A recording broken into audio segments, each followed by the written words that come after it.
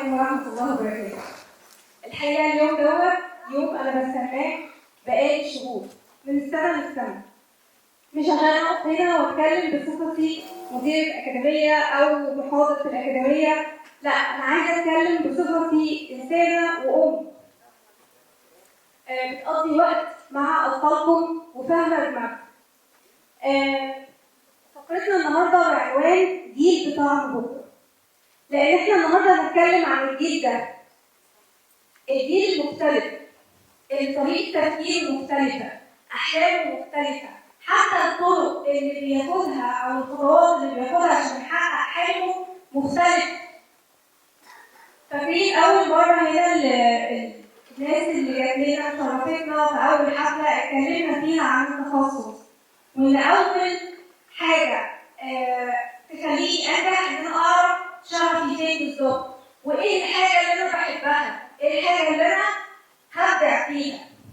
وساعتها مش بس هعرفها، لا، ده أنا لازم أتعلم، لازم أتعلم وآخد الطريق من أوله لآخره.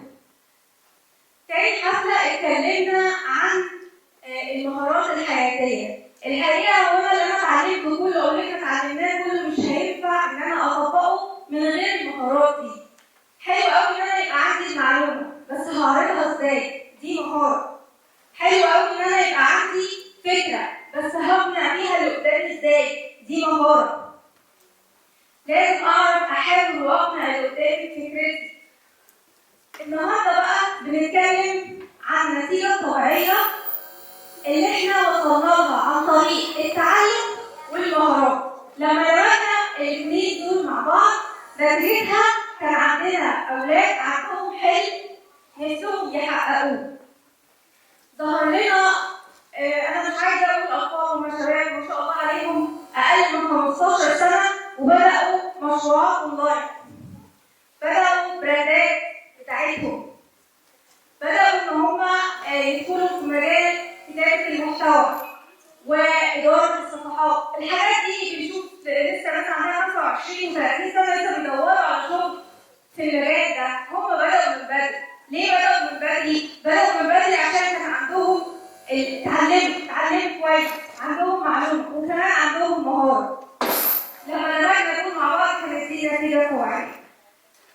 الولاد دول كمان ادوا افكار هنشوف النهارده كمان امهات بعد ما حسوا ان خلاص الدنيا خلصت، انا اتجوزت وخلفت ومش هعمل اي حاجه، خلاص حياتي انتهت. لا، هم بداوا من جديد، عرفوا شغفهم فين، عرفوا ان في لسه حياه تانيه مستنيانا، عرفوا ان احنا ممكن نبدا خطوه جديده. عشان كده كان مهمتنا احنا ان احنا نهرب من التراك الطبيعي اللي احنا كنا ماشيين فيه زمان.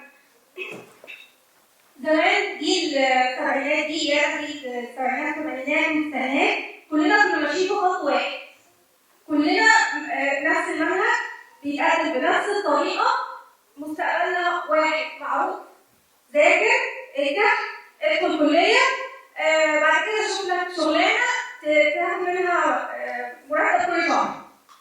بس الجيل ده مش كده.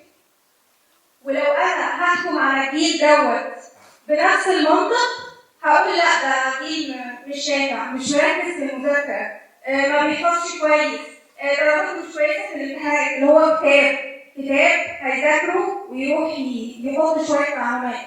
لا، الجيل ده مش كده.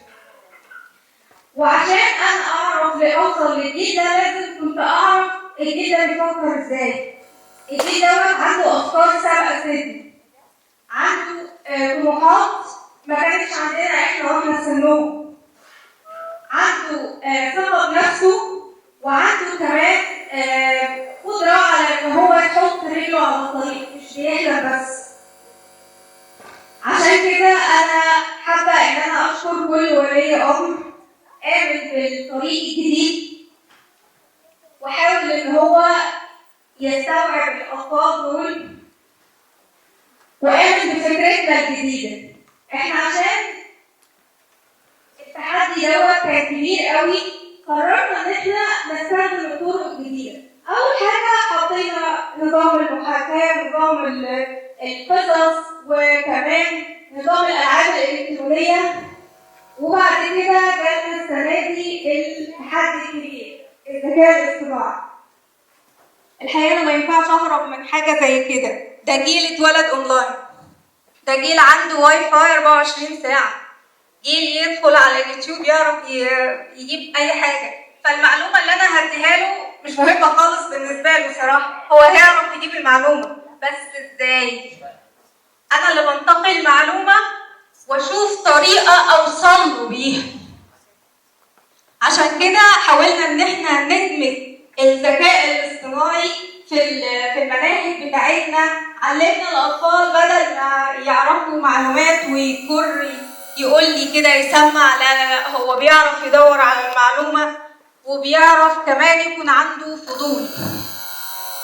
فانا حابه اشكر الجيل ده، كل بنت وولد كانوا بالنسبه لنا مش بس طلبه مستنيين علم مننا، لا الحقيقه هم كانوا الدافع ان احنا نتغير، الدافع ان عقليتنا احنا كمدرسين تتغير، والدافع ان انا اشتغل على نفسي كمدرسه عشان اوصل له، لان انا لو ما وصلتلوش كده فشلت في مهمتي. فحقيقي بشكركم كلكم، واتمنى الحفله النهارده تنال اعجابكم. شكرا.